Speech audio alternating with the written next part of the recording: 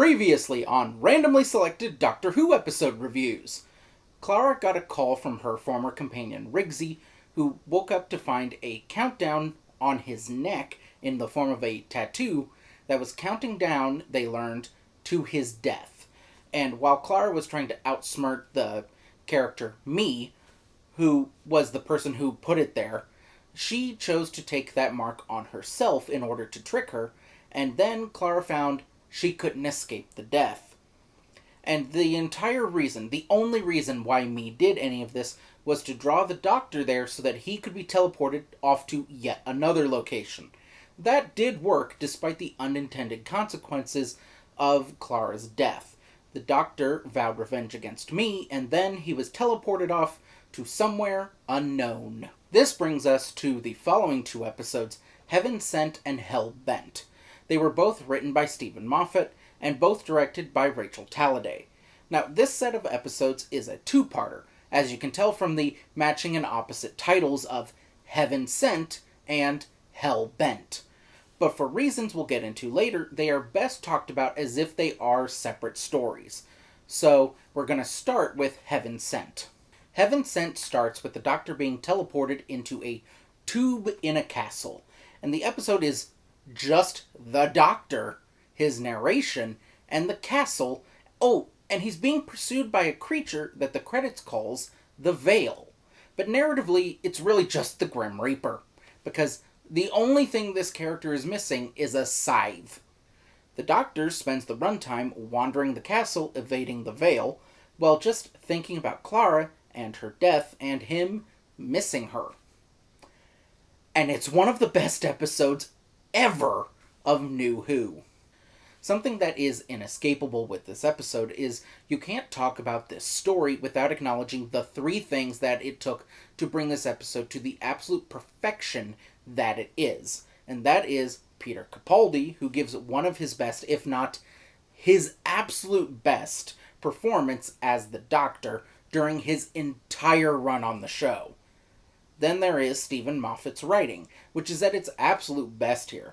He is mostly known for his incredibly terrifying creatures, and yes, there is a creature in this, the Veil, but the biggest piece for him here is his character work, which I might be a little bold in saying this, but I think it's some of his best character work in his entire run on Doctor Who.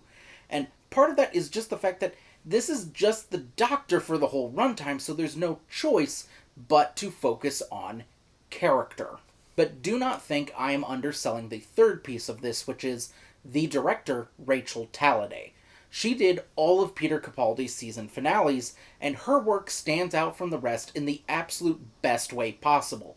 And this episode might just be her best looking episode on Doctor Who.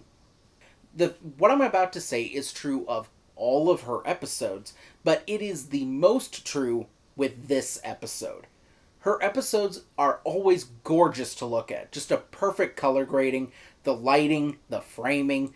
And it's so true with this, because you have this incredibly bold lighting. Like in the opening sequence, you see shafts of light bending as the world changes, and it gives you just this perfect sense of atmosphere that doesn't actually exist in the real world, but it feels viscerally real. And this entire thing, it's just a perfect blend of all of the best aesthetic choices that Rachel brings to all of her episodes. But let's zero in on the setting. Something that's really great about the world that's inhabited for this episode is it's incredible how much of this old castle just exists in what looks like a medieval time period. And the medieval time period just feels eternal, where you could just enter it at any point and you would expect it to look the same. And it's fascinating that the television screens that are all over the world don't feel more out of place than they do. I mean, they are a little, but I think the reason why they don't feel more out of place is they're showing static. A thing that, in my mind at least, or I believe in the collective consciousness, is indicative of big tube televisions. That when they aren't broadcasting anything and the television's on, it shows static. So the flat screens that are all over are showing static TV, putting you in the mindset of older time period, which in its own way, helps makes this feel more timeless. Plus, the fact that this is Doctor Who really helps the medicine go down here. In short, this episode is a perfect blend of a writer doing some of his best character work, an actor who can do such good dramatic acting that is played to perfection, and a gifted director who brings it all together in, like I've said, perfection. I wish I had a better word for this, but I'll just say, if any of these people had been off, this episode would not be as good, praised, or memorable as it is. But that's all just aesthetics. Let's dive into sort of what the actual story is like. What's really remarkable about this is it's a story that doesn't really have a traditional plot. It has a sequence of events, sure, but it doesn't feel like a traditional story. It's just the Doctor thrown into a situation that is designed to reflect how he is feeling, and this lets the world that the Doctor inhabits operate on metaphor and feeling. Within the story, when the Doctor finds that he is cornered by the Veil, now this is a creature that is constantly pursuing him, and this ties in with the opening monologue you hear before you actually even see the Doctor, who is talking about the conceptual idea of death, a thing that is constantly pursuing you. It doesn't run, but it does walk, but it never stops. And this is how the Veil is operating, which is really the thing that makes me say this is the Grim Reaper in its own way. But when the Doctor is cornered by the Veil, if he says something that he hasn't said already that is true, which is otherwise known as a confession, that stops the Veil completely still. I just realized that I'm actually scared of dying. But the Doctor doesn't always want to say a confession. Like in the next scene, after the Doctor has figured this fact out, rather than give another confession, he jumps out of a window. And we see him enter the TARDIS, having survived! I'm just kidding, this is his mind TARDIS, where he goes to think about and figure out how he will survive. What's really great about these scenes is, since this world is operating on more metaphor than reality, we can see Clara in the episode. Not her face, though. We only ever see her from the back. And in this instance, she seems to be channeling the Doctor's subconscious, or at least existing to push him like how the real Clara would, where instead of talking, because, again, she doesn't talk, she writes questions on the chalkboard that he should be asking himself. And the fact that this explicitly exists only in his mind, even within the fiction of the episode, this is a really fascinating way to portray the Doctor grieving Clara. And it's this grief that the Doctor is feeling about Clara that is what this world is designed to reflect. So as the Doctor gets moments in the story to sit and think, we get lots of great narration from the Doctor about his grief. One of my favorites is, "It's funny. The day you lose someone isn't the worst. At least you've got something to do. It's all the days. They stay dead." Doctor Who as a show rarely employs voiceover, but this episode features it a lot, which is really great. It helps enhance the Doctor's feelings better than if he were to say it out loud within the world in the episode. But it also is shown to be his live thoughts. In one scene, the Doctor says, the Doctor's narration at least says, "Maybe I'm in hell. Who cares? It's just heaven for bad people. But how long do I have to be here?" And at that exact moment that we hear that thought of him thinking about how long am I going to be stuck in this world, we see the Doctor stop eating the soup that he's eating. But how long will I have to be here? And this could be because of the thought, but also the Veil arrives.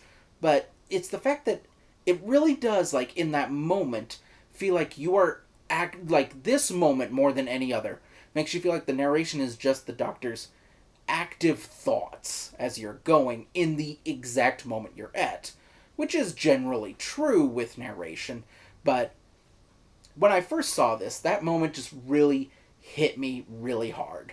So I guess it was just a right age, right time, right place thing, but I wanted to mention that briefly. Now, like I said, this episode is not really a traditional plot, so we're going to brush past most of the episode.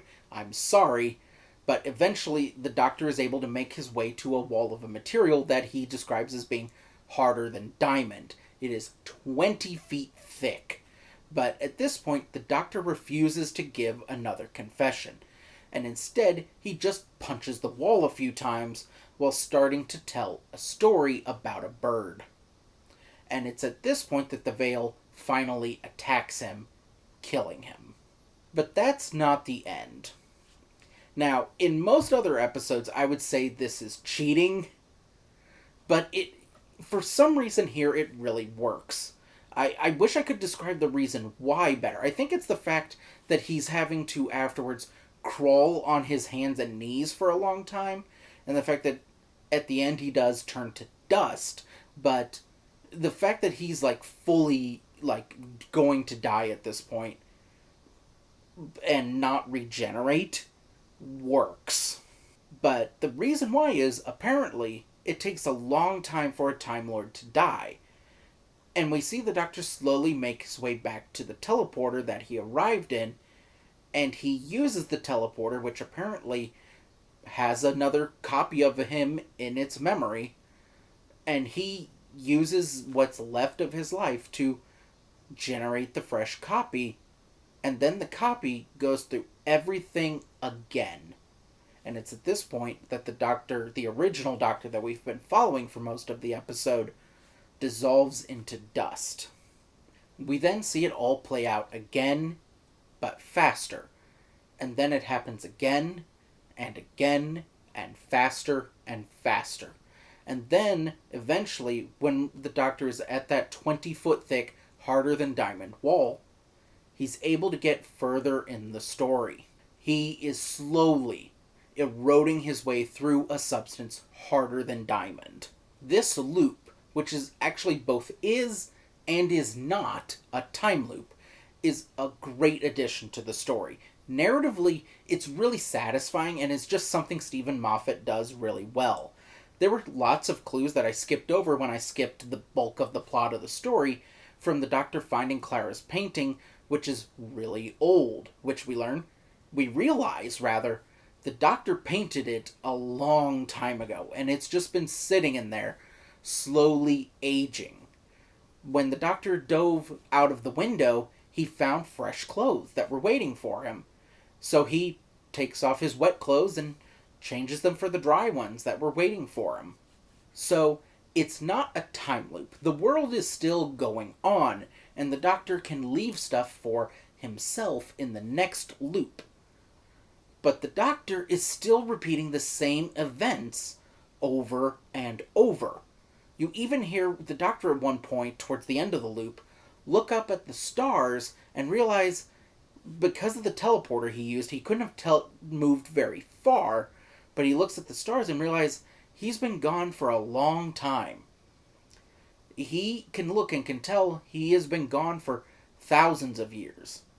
Then in another loop we hear him say millions, and then billions of years. Metaphorically, this works really well. The Doctor is stuck in this cycle of grief, and then we see him literally break through his grief at the end of the episode. After breaking through the wall, we then learn that the Doctor is on Gallifrey, and the castle was actually the confession dial, which we saw at the beginning of the season. So me teleported him at the request of the Time Lords. The Doctor then tells a boy who comes across him to warn the people of Gallifrey that he is back. We then dive straight into Hell-Bent, which starts in Nevada. I'm not kidding. We then find ourselves in Nevada, USA, in a city called, Jackson, neat. And we then see the Doctor arrive in a truck with his guitar going into the restaurant where he finds Clara alive, working as a waitress. Also, just for fun, it's the diner from the start of Series 6, which completely separated from the episode. Yes, that episode takes place in America. That restaurant is canonically within the show in America. But something I didn't know before I went to the UK back in 2012 is apparently that is an actual restaurant in the UK in Cardiff. And I was really close to it. And I didn't go to it. And I'm still so mad about it. But there is something interesting about this interaction. Both Clara and the Doctor are playing this as if they don't know each other. The Doctor then tells Clara the story of how he got there. The story that takes up most of Hellbent. We then finally follow up on the cliffhanger from the last episode where we see the Doctor on Gallifrey making his way back to the barn from the Day of the Doctor, which, by the way, you get diminishing returns each time you return to that barn. Like, by the time we got here, I was just so annoyed the first time I saw this. I'm like, why are we still at this barn? Anyway, we then see the Doctor visiting with the people of Gallifrey, and he is completely silent. He is still so angry with grief that he can't even speak. Wait a minute, I thought the whole point of the last episode was the Doctor breaking through his grief, like he broke through that wall. Well, it isn't. We actually need to talk about Heaven Sent some more. Now, before we go back to talking about Heaven Sent, I feel the need to disclose something. The following analysis was largely inspired by Clever Dick Films' video on the 12th Doctor, which came out around the time I was finishing my script with my review of Face the Raven. And it was that analysis that gave me the inspiration to take a closer look at these episodes and even continue on with them after Face the Raven, and I even also felt like I should have put these with the Face the Raven review, but Face the Raven was almost done by the time this came out, and I made that decision and I just didn't have time. But it was his analysis there that told me to not view these as separate stories, but instead look at them as a whole and see the connections that exist between them. His analysis in that video was inspired by the work of the Companion Log. Her work inspired him, and his work has inspired me. Now, I did not look up her analysis, and I didn't rewatch his video in preparation for this, because I want any research I do to be about facts about the episode, kind of general background on stuff, but I don't want to look at other people's analysis and use that analysis in my videos. I want my reviews to be my thoughts, but I did not want this bit of inspiration to go unmentioned here. So thank you to the Companion Log and Clever Dick Films for inspiring me to take a closer look at these episodes. I really feel like I have a much better feel for these and a better idea of what they were going for because of your analysis. Thank you.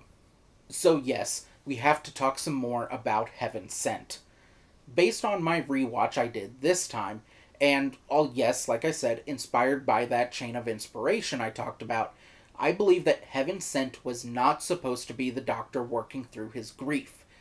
It was, like, if you watch it right, it is about him refusing to process his grief. So that by the time we get to Hellbent, he's still just as emotionally raw from the Face the Raven episode. And I actually have another reason why I believe that he is still just as emotionally raw. And that is because when I was doing my prep work for the Face the Raven review, there was a lot of background needed for that. That's why I was not happy to reviewing it when it first came up on the randomizer. So, for prep for that, I watched just a brief selection of episodes that were necessary prep for it, mainly about Clara and the ones about the character me. But I didn't want to spend too much time on that, so I also decided to look ahead at the final end of her character arc in Hellbent. So I skipped Heaven Sent in that rewatch. I know, I've committed a grave sin by skipping the absolute perfection that is Heaven Sent. But when you do that, from an emotional narrative perspective, Hellbent makes a lot more sense. Hellbent works better without Heaven Sent. which is one of the most insane things I've ever thought or said about an episode of television. As best I can tell, the reason why Hellbent feels so off from Heaven Sent is Heaven Sent is a lot more narratively satisfying than what I think it should be for what these episodes were trying to do. In Heaven Sent, you get a lot of narratively satisfying things.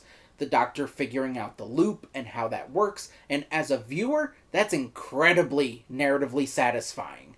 We saw that with how the Series 5 finale worked.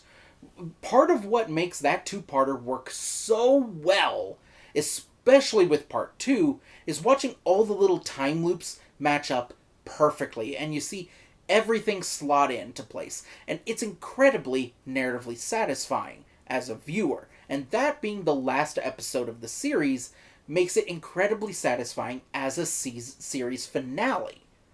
But in Heaven Sent, that satisfaction is just the setup for Part 2.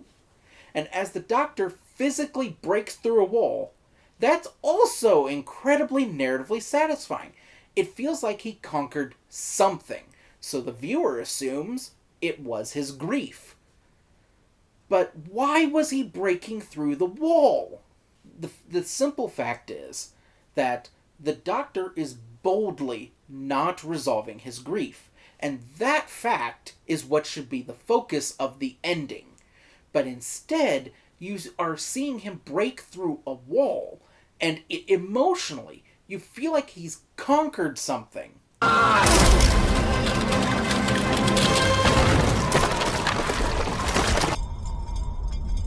Personally, I think that's a hell of a bird.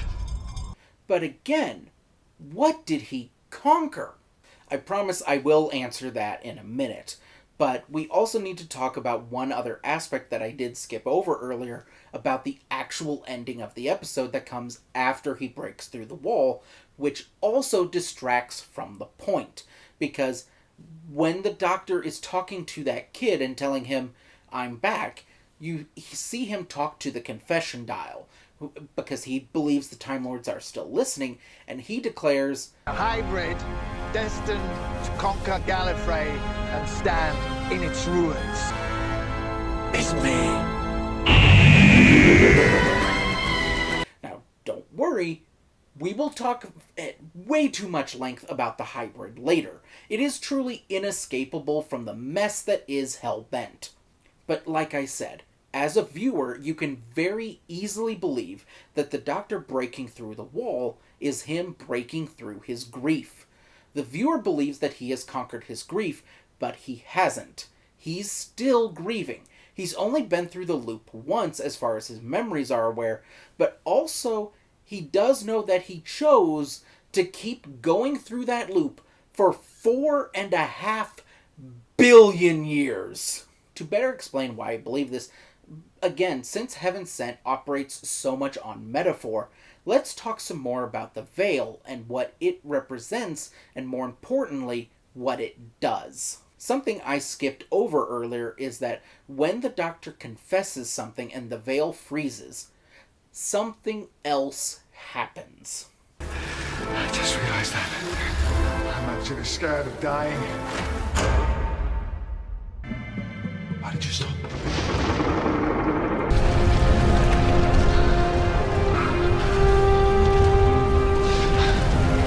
The castle changes. More rooms open up to him, and when he makes his way to room 12, which is where the harder-than-diamond wall that he breaks through, he has to confess in order to get the wall to move so that he can get into that room. I feel like the message that's being said here is that when you open up, you get to move on. You get to access more things.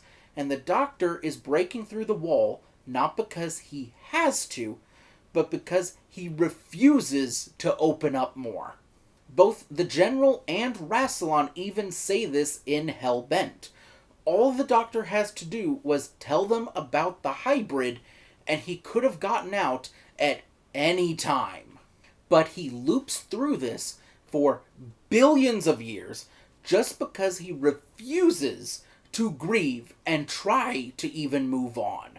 But this message is lost somewhat to a first-time viewer, because, like I have said a few times now, breaking through something is incredibly satisfying.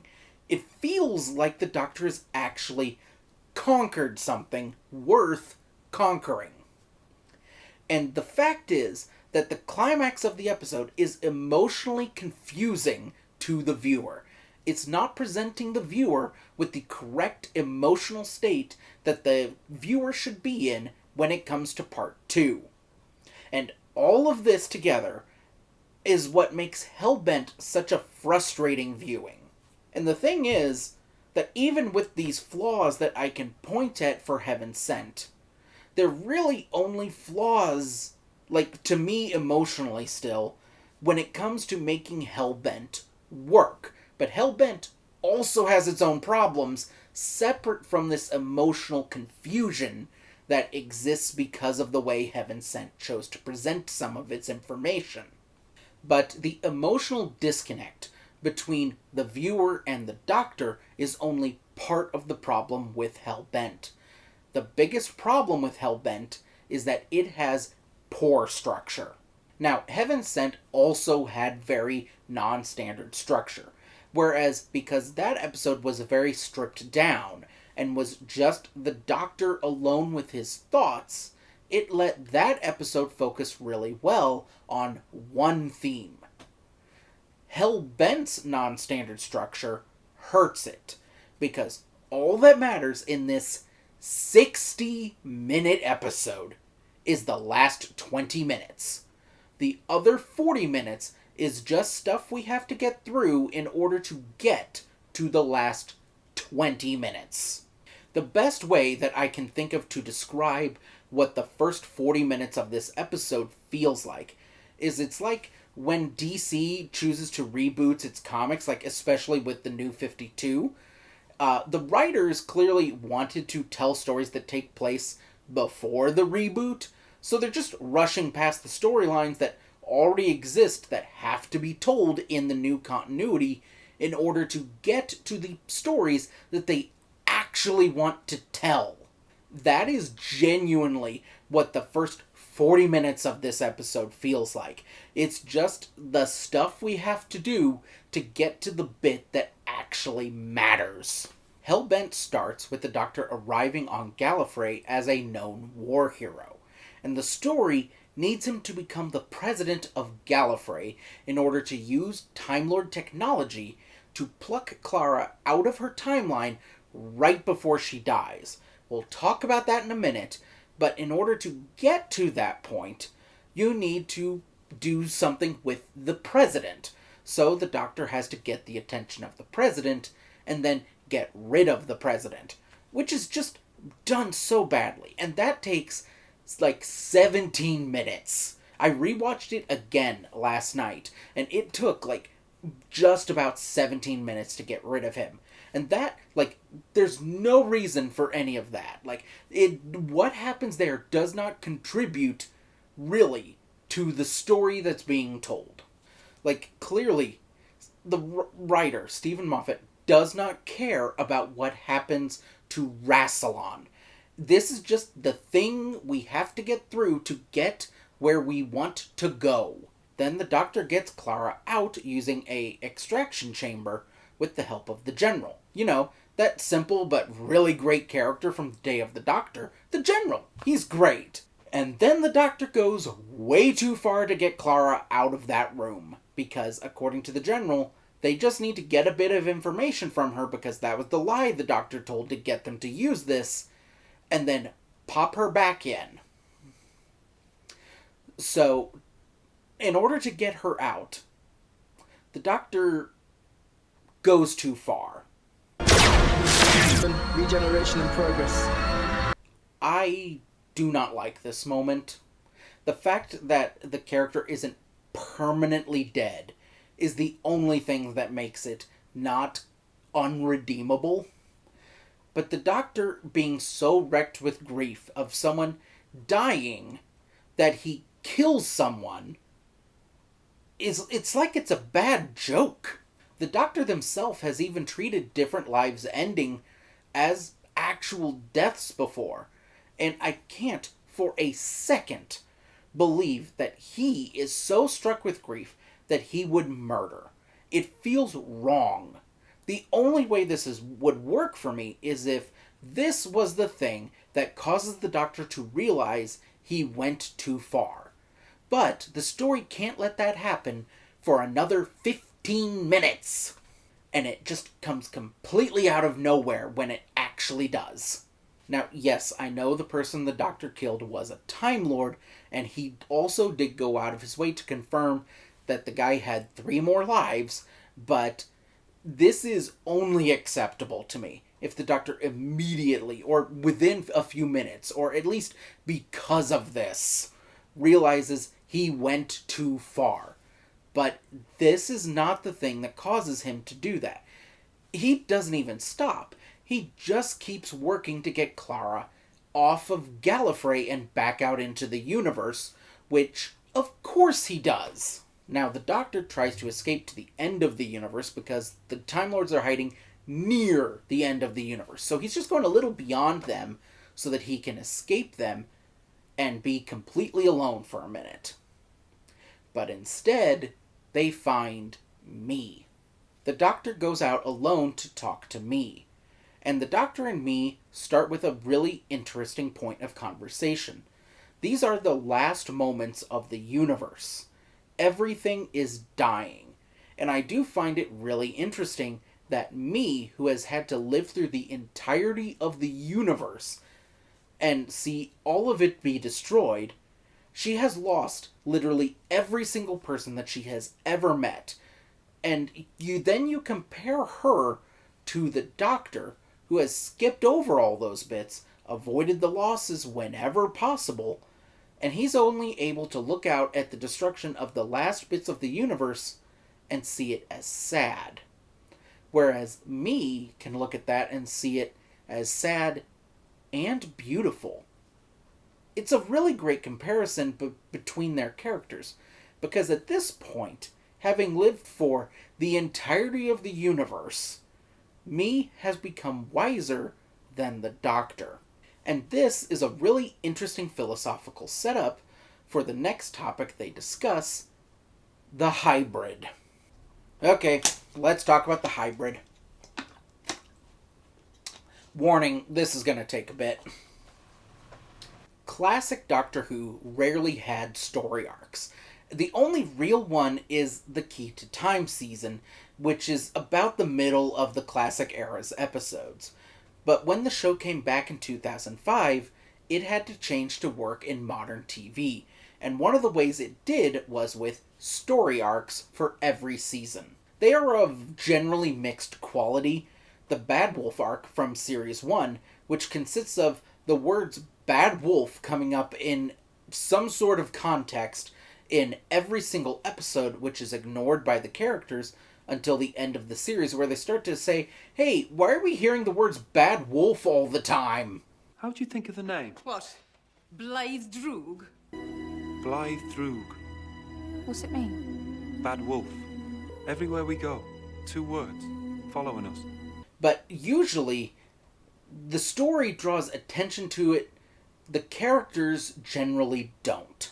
The exception to this is Series 5 with the Cracks in Time, where the viewer is engaged in what they are at the same time as the Doctor. And as we learn more about the Cracks, the Doctor is too, and in those few moments where they come up, we get to learn a lot.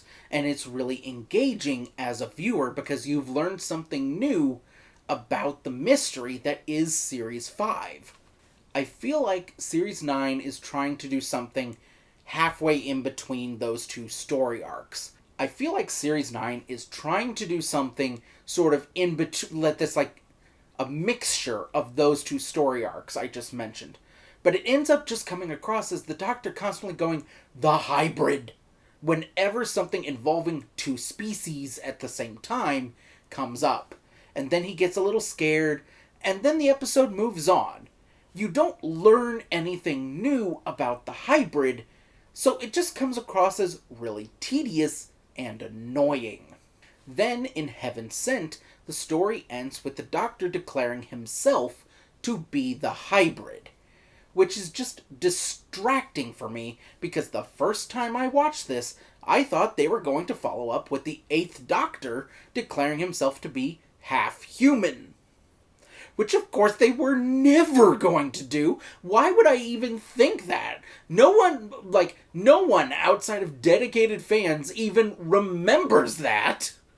But the thing is, this cliffhanger was presumably written as a cliffhanger first, story second. Because in Hellbent, the Doctor does not know who the hybrid is, or even what it is, or what species are involved.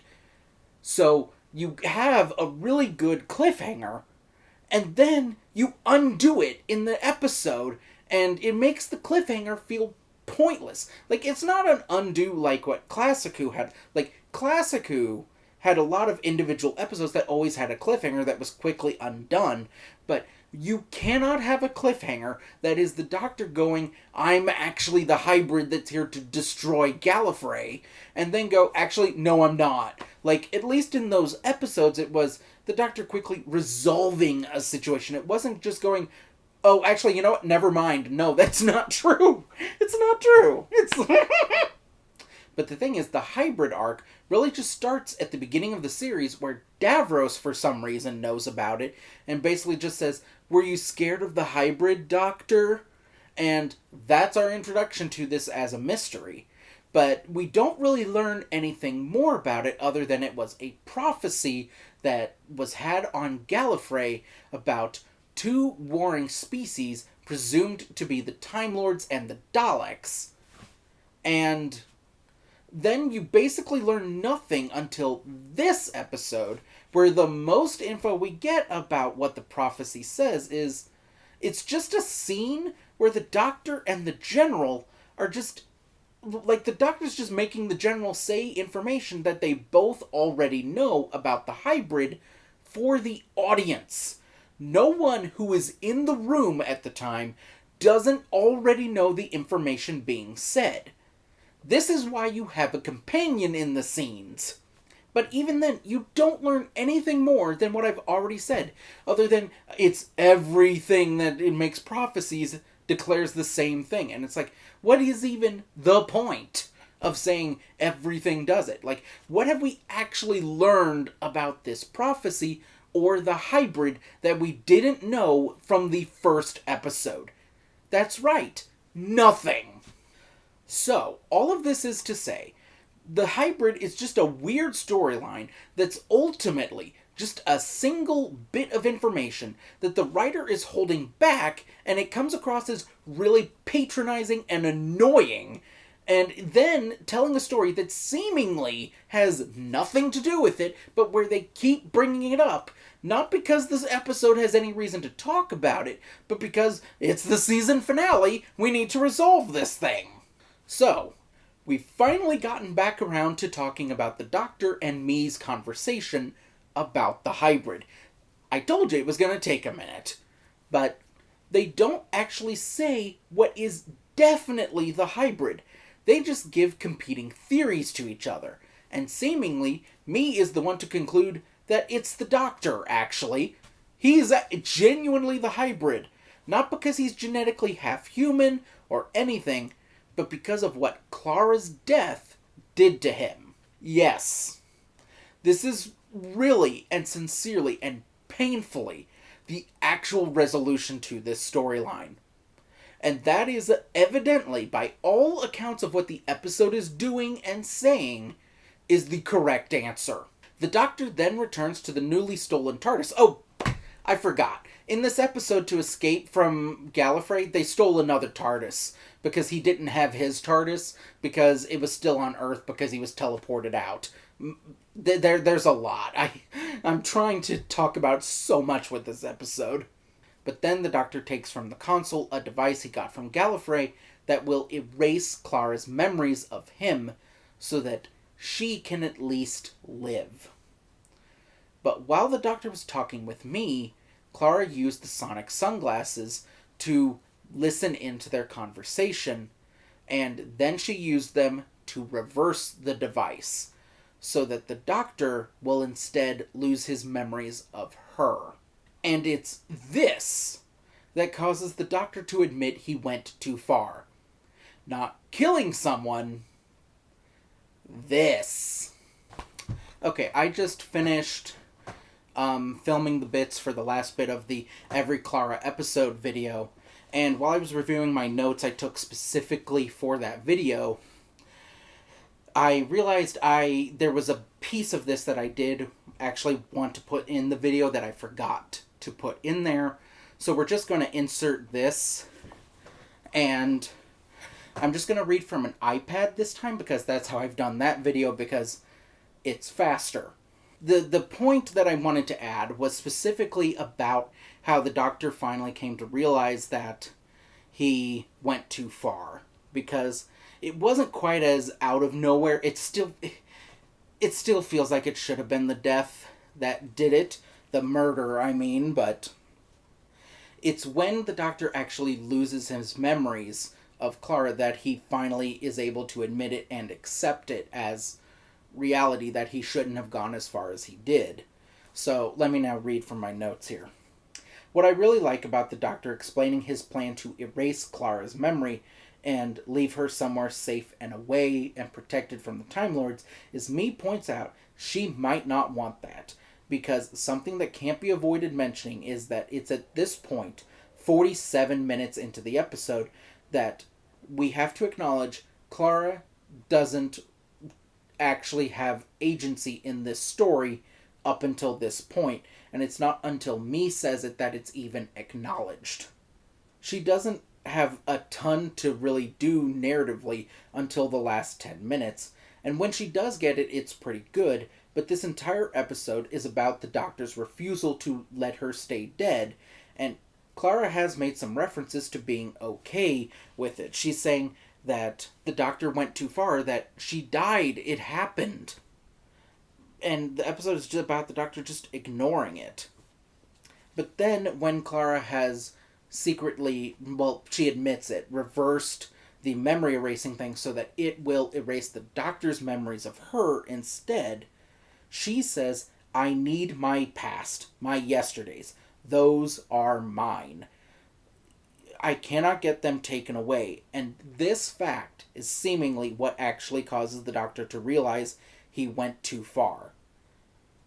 And I want to be clear, Clara getting some agency finally in this story is good. I still say that it should be the murder that realizes it, makes the Doctor realize it, but it is Clara saying that she needs a choice. And I feel like it's actually the Doctor realizing that this was entirely about him. It wasn't actually about what's best for Clara.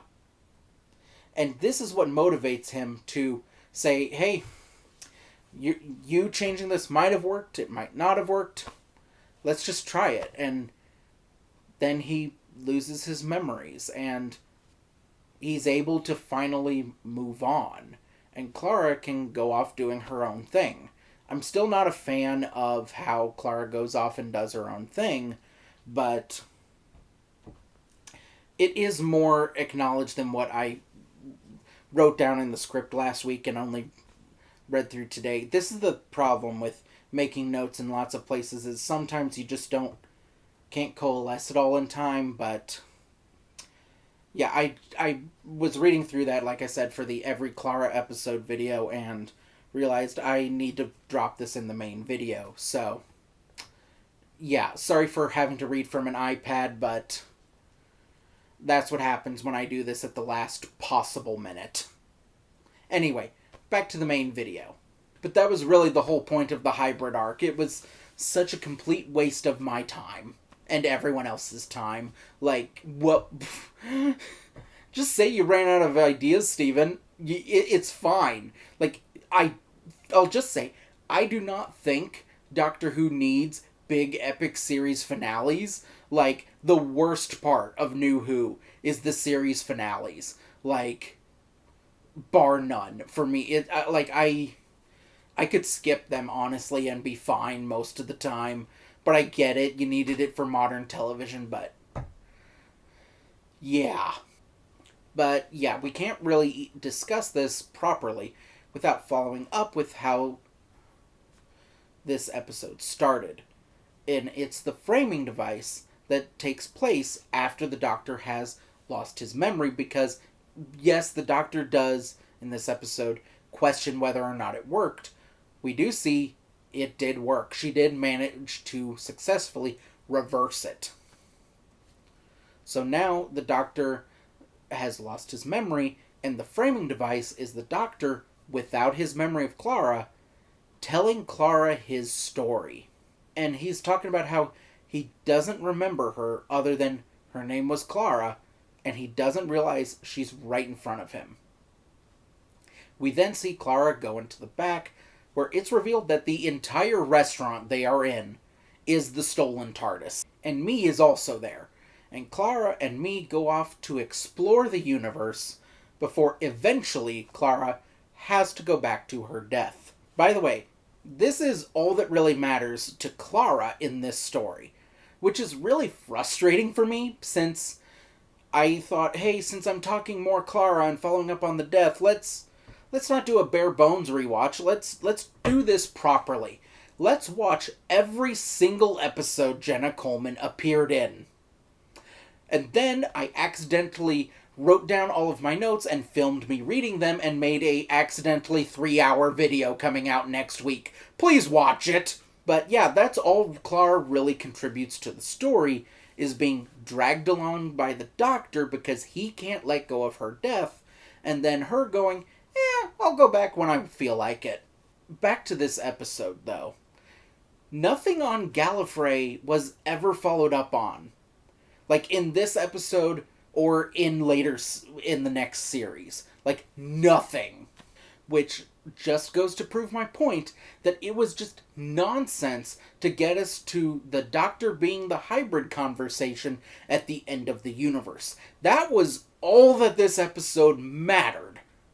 That was it. There was nothing that anyone cared about with this story beyond the last 20 minutes.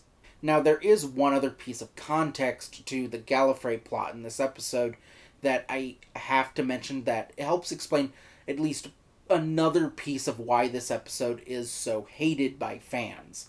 And that is, when the new show came back, when New Who started, Gallifrey was destroyed. It wasn't until the Day of the Doctor, which was at the end of Matt Smith's era, 3 whole Doctors down the line, before the continuity was changed so that Gallifrey wasn't destroyed, it was just hidden. And afterwards, the 12th Doctor kept failing to find Gallifrey, but he really did work at finding it. And then this episode is the first story to take place on Gallifrey after it has been gone for 9 series. And Gallifrey didn't matter. It was just window dressing to this bizarre story.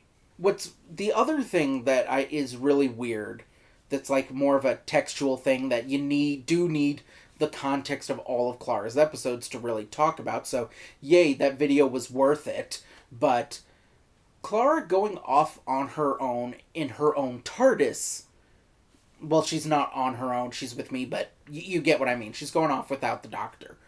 This is her happy ending. And it's my least favorite of all of her potential endings. At the end of Series 8, there was a really good, sad ending where the Doctor and Clara are both lying to each other to try and make the other feel better, and that leads them to leave each other, thinking that they did the right thing for each other, even if it hurts themselves. That's those types of things. That's very that's like very narratively frustrating, but in a way that is technically satisfying.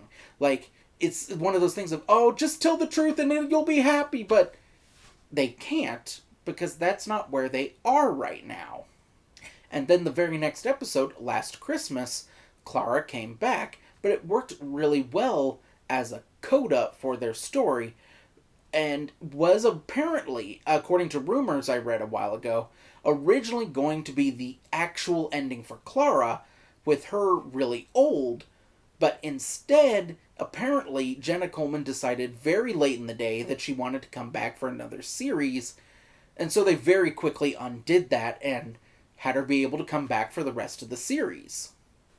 But the most frustrating part of that decision is, in Series 9, Clara didn't get near the characterization that she got in Series 8.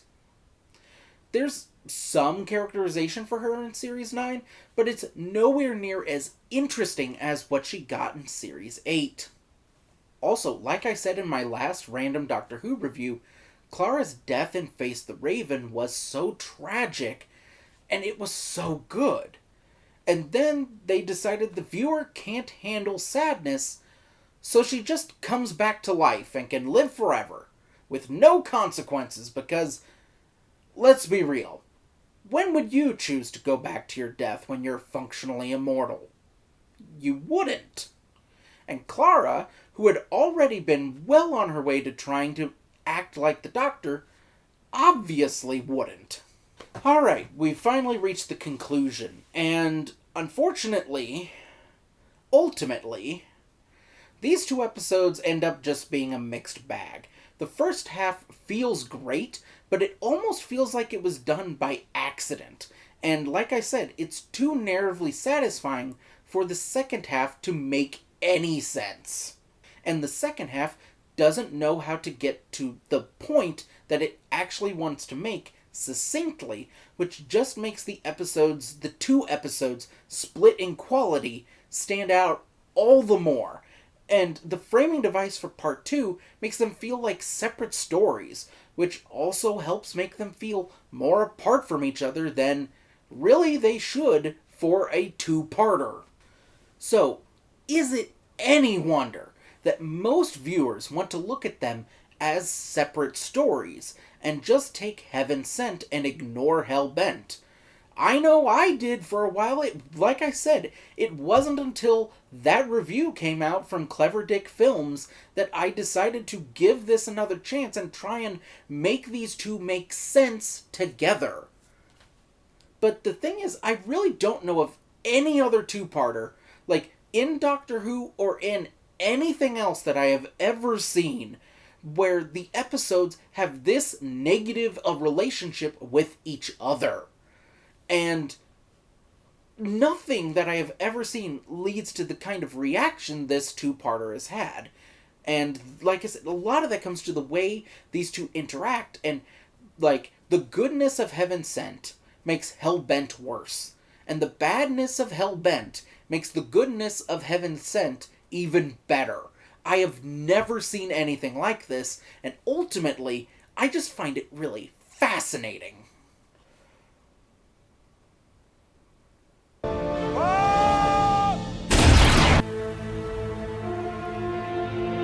You have to aim, all right? Whoever has the bullet didn't hit him. So, a quick fun fact I didn't really have a good way to fit into the actual review.